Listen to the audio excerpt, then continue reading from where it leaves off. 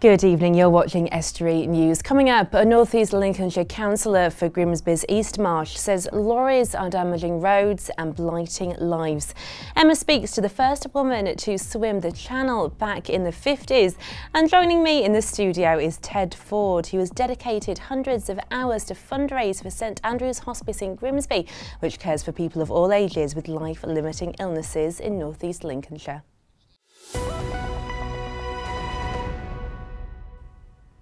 Welcome to Estuary News, I'm Erica Barker, but first here's Dan Kemp with the news headlines.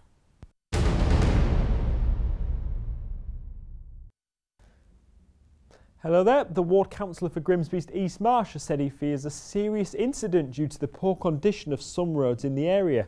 Councillor Steve Bazant told us residents have been woken in the middle of the night by lorries and even reported their bathwater vibrating, but has even more serious concerns for the future if action isn't taken. My concern is that potentially any day now there's going to be a lorry come down here, thundering away, and it's going to disappear because we'll have a sinkhole there, we will do, as such. And I'm not being alarmist about this, but that road is in a shocking state.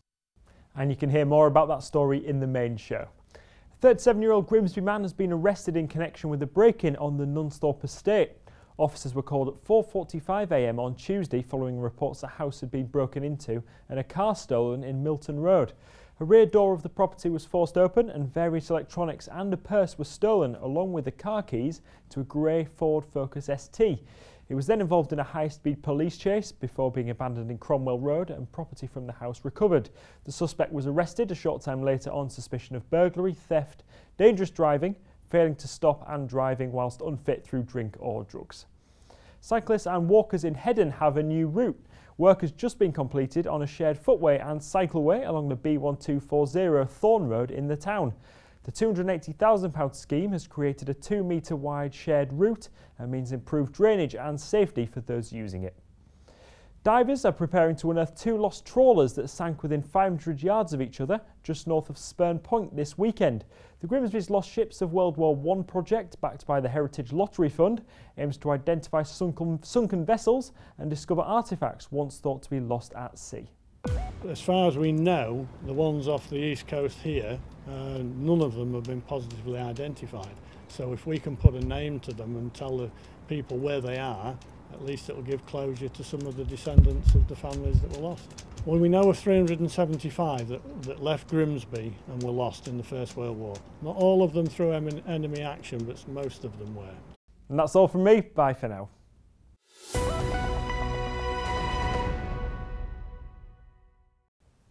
In 1951, a Grimsby woman became the fastest woman in the world to swim the English Channel. Brenda Fisher was 23 years old and went on to other great swimming achievements. Now a book recording her life has been published. Emma Lingard spoke to Brenda and another great Grimsby swimmer, Pete Winchester MBE, earlier. Oh, welcome to you both. So, Brenda, if I can start with you, the book, Blonde in Deep Water, it obviously tells the story of your life and your swimming career. You came from a family of swimmers, didn't you? Yes, my brother and sister were swimmers. So, I mean, it was for health reasons, wasn't it? It was for me, yes. That you went into swimming. Yes. So, I suppose it's a silly question, did you enjoy swimming? Yes, I did, really. Yeah? Yes. We used to have a bungalow down at Mablethorpe, and that's where it started. Right. During the school holidays, we used to go in the sea nearly every day. So it was great practice for what you eventually did in 1951. Just tell us, how did you actually get involved with swimming the Channel? Well, really, it's my sister that wanted to swim the Channel, and we lost my brother in the war, which Jessie and Buster used to swim together. Right. And so she wanted to try the Channel, and she didn't want to do it on her own, so she asked if I would go train with her to do the Channel. Now, when it actually came to the event, your sister ended up in hospital, didn't she? Appendicitis, yes. So what happened then? Well, I just kept going. We'd done the test that we had to do, and we were both selected to swim the channel. So Jess would have been swimming with me if it hadn't have happened. Okay. And obviously on that day, August, wasn't it? August the 16th in 1951. I mean, what was the atmosphere like? I mean, was it nervous? Well, it was a little bit, because we should have gone on the 13th of August, but the weather was too bad, and we were over in Weesan until the 16th before we could get in the water. And you set the record, didn't you, for was it 12 hours 42 minutes? You were the fastest lady, weren't you? And yes. You obviously at the time must have been an exciting, when you sort of like stepped ashore. What did that feel like? Oh, it was great to get my feet on the bottom. Didn't know though when we finished that we could set a record of anything. Because there were 20 swimmers, weren't there? Yes. Did you know what anybody was doing, or was it just focused? No, didn't know. We didn't take the course that most of them took, so we were away from them.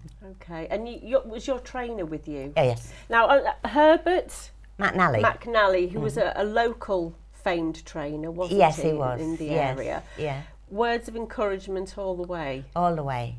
If he lit his pipe when he was in the boat, I knew that I was okay. And if he didn't? Oh, yeah. I didn't know. Now, Pete, just bring you in here, because we're going to talk about what it was like. But Pete, Brenda inspired you, didn't she, to take up your swimming career? I'm sure she did. When she swam the channel, I was one of those people running alongside the car from town station to the town hall, and I was one of those dots on that picture.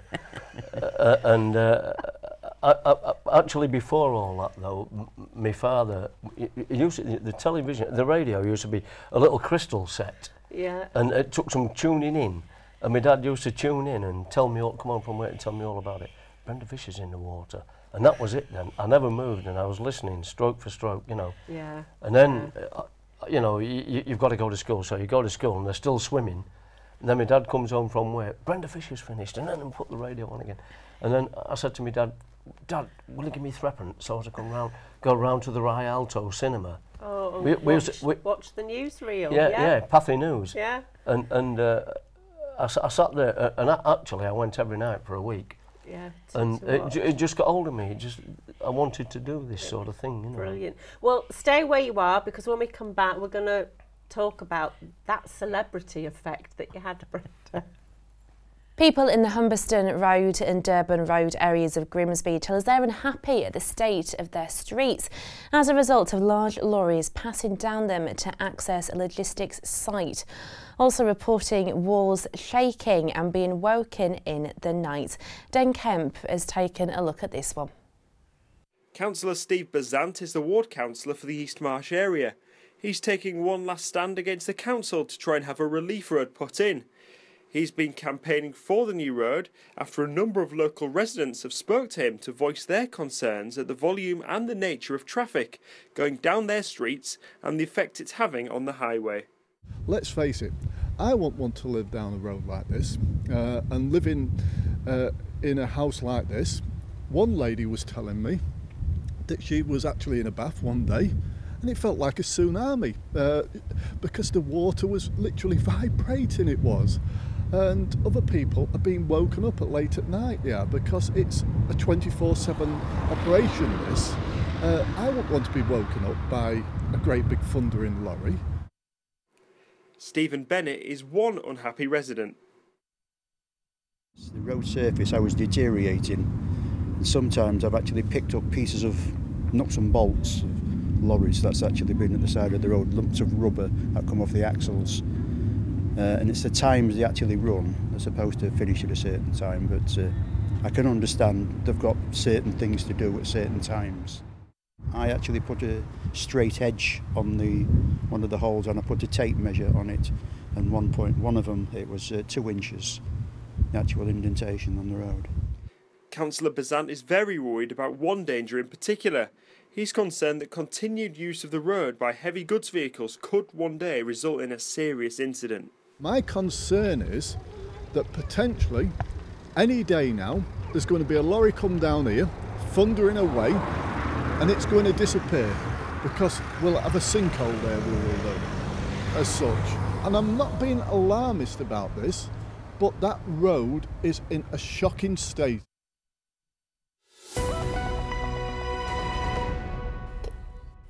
Now, we were obviously talking before about you setting the record, and Peter, how you were inspired by Brenda. Finally now, look, we've got the book Blonde in Deep Water. Why do you think it was important to tell Brenda's story? I know exactly why I think I want to support it. What I want to do, I don't want to let anybody ever forget this wonderful lady. You heard how I got inspired by it. I'm now 74 years of age and I'm still as crazy as I was then on swimming. and I don't want anybody to forget Brenda Fisher. Yeah. You know, she's a star in her own right. It's a heck of a story. It's a really fabulous story, you know. It is. I flicked through it, and Brenda, we were talking about this celebrity. I mean, I did watch the old newsreels before we did the interview. You know, thousands of people greeting you, and you got off the train there. Yes. When your mother met you at the station, yes, didn't she? And then, yeah. like you said, Peter, at the town hall. I mean, what did that feel like? Well, it was startling, you know. I never thought of anything like that. Yeah. I wanted to get off the train at Louth, and somebody picked me up there, but they wouldn't let me. Because, you know, did you expect to be greeted by the amount of people and have that fame? No, not at all. Yeah. Because later on, I mean, you went abroad, and I know you broke and made quite a few other world records swimming. But you met Elvis Presley, didn't you? Yes. What was that like? Not for a long while, but he was very nice, a proper gentleman. Yeah. Yeah. And you were a pin-up in an advert as well, wasn't you? Yes, for Quaker Oats. Yeah. I mean, this is unbelievable. I know you said you don't want people to forget Brenda, but I think there is a generation in Grimsby that when you mention the name Brenda Fisher, they do know, don't they? Yes, in a way? yeah, they do. But, you know, nobody makes much of a channel swim, and a channel swim is a good thing. But it was better when these people did it, because they were the pioneers. Yeah. You know, this 12 hours now, somebody's done it in 6 hours, you know. But they learn more about, you know, the tracking system and everything. But these were the people that did it. Yes. They opened the door, you know, and I just... well, her husband was Paddy Johnson. He played for Grimsby Town, yeah. And he became my friend as well, accidentally, you know. And it's quite a good. I think that everybody who reads this story will enjoy it, and they'll be inspired. I think so, and I hope so. Well. Yeah, I think so, and I hope so. Yeah, yes, definitely. I mean, obviously, the book is out, isn't it? And Brenda, are you going around doing signings? Yes. We are doing. Yeah. We're going to have a proper launching day in September next month. Yeah. And then we go to different places. You know, people want us to go and do talks, and we go to do talks, schools and all that business. Yes, you know. Yeah. And ladies clubs. You know. Yeah. And we've got quite a few lined up. That obviously she'll be signing the autographs, and you know. And if people want the book, how can they get copies? Well, if they contact me at my house. Yeah, and I can give your number out. Yes, which yes. is Grimsby, isn't it? 823638. That's it. So yes. if they phone you, they can get copies of the book. Yes. Because, like you say, it is an inspirational read, and there's so much more. I know, Brenda, we could have talked about, but we want people to go and buy your book. Yes. That's the key thing. So, thank you both for coming in, and. Good luck with your book signings and talks. Thank you very Thank much. you. Thank you. Thanks for promoting us. Thank you.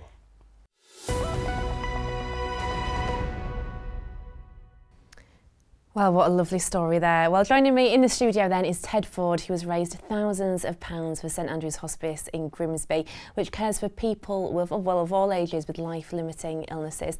Hello, Ted, how are you? I'm very well, thank you. Yes. Fabulous. You've got some wonderful things on this table, haven't we? I'll show this to the camera. So this is your garden then, isn't it? Yes, it And is. you've opened this then to the public, and people have given a small donation, all of which has gone to St Andrew's Hospice, hasn't Yes, it? indeed. We had £190 people through on the Saturday and the Sunday, which was quite remarkable, which was an advancement on last year, where we raised 800 and something pounds Because last how year. much did you raise this time? We managed to raise £1,060 and 15p. That's incredible, isn't Yes, it? Did you ever think it'd be so popular? Well, I always set targets, and when we took on this one this year, which is, unfortunately is going to be the last one that we do, but in saying that, people would still be welcome to come and have a look or buy the pictures, because all the money that we raise on sale of pictures, there's 15% of that goes to the hospice funds as well. Now, to do this must have taken hours and weeks and months to prepare this for people to come and see it. Oh yes, indeed. The main, it's like building a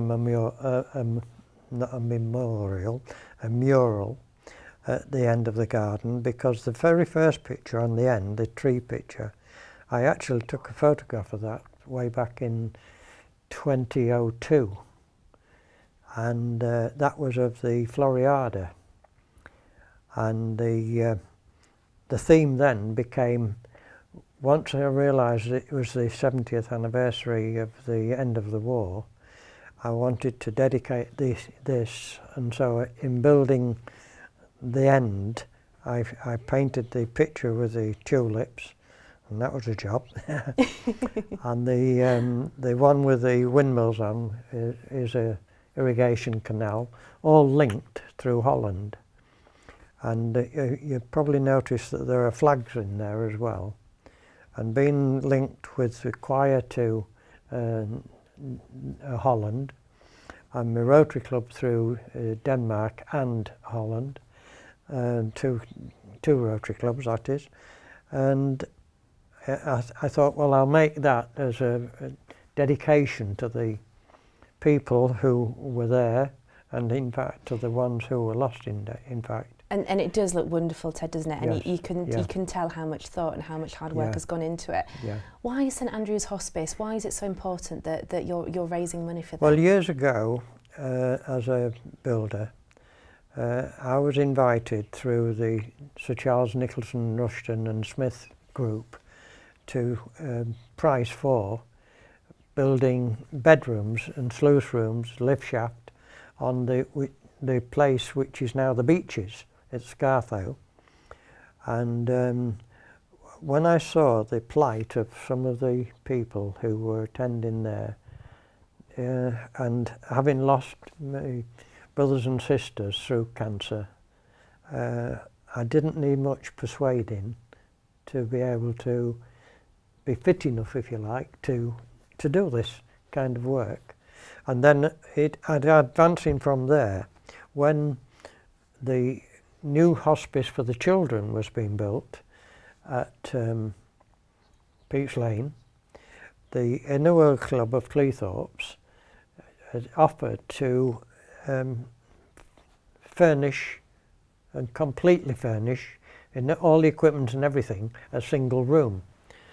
And for whatever reason, they were turned down, but they then suggested that they would like to build a garden for the children now to play in or walk in, or the parents as well. And big-hearted Arthur here said, if there's any physical work you want doing, I'm your man. Because you helped, didn't you? You helped indeed, with the first building. yes, yeah. And it must be incredible to look back on those times and everything that's happened. And of course, and I wasn't on my own, of course. There's the team of helpers, the two Pats, Pat Spur and Pat Plant and Monty, I can't remember the other guys' names, but, you know, that was a combined thing. I'm going to come on, Ted, because I know that you're a little bit of a celebrity when it comes to fundraising and raising money. Yeah. Fabulous what you do. But also, you've met a celebrity yourself, haven't you, in the past? Oh, celebrity. He was more than a celebrity. And that goes back to when I was a 12-year-old. And who was it that you met? It was Sir Winston Churchill. He was ordinary Winston Churchill in those days. And I was fortunate to be invited to the in 1940 this was, so they couldn't say that the Prime Minister was coming, and he was then known as the First Lord of the Admiralty in those days. And in fact, I think I brought a picture, I have indeed, of the very meeting with Winston Churchill, who was there in the middle, and yours truly stood near this. Well, I tell you what, it looks a little bit small on that screen, Ted, but I can definitely confirm that I can see you on there. And that is an incredible story, and thank you so much for coming in and sharing your experiences. Ted, I'm going to have to leave it there. It goes so fast, doesn't it? Yes, it did, yeah. Well, it's now time then for the sports with Dan Kemp.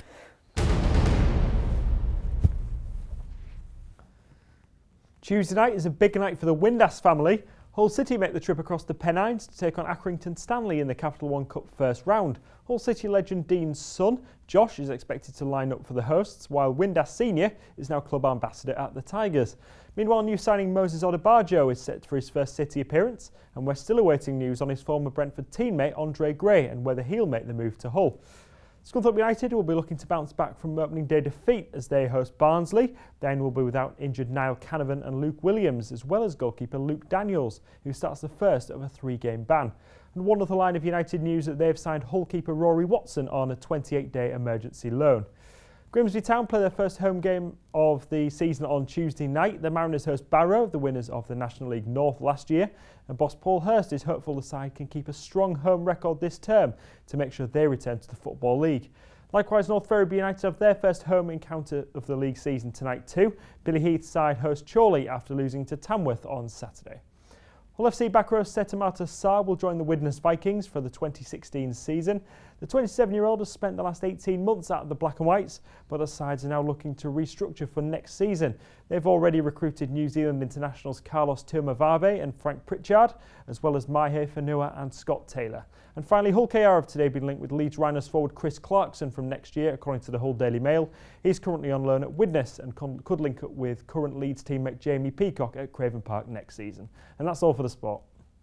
That is all we've time for then. Thanks to my guest, Ted Ford.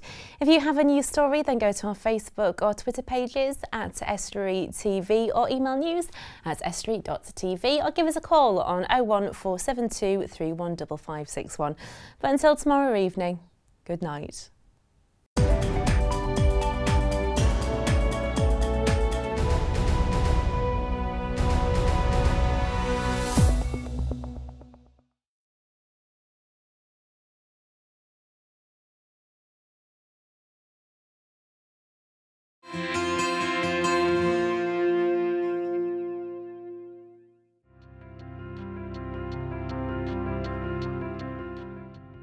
Hello and welcome to Estuary TV's weather.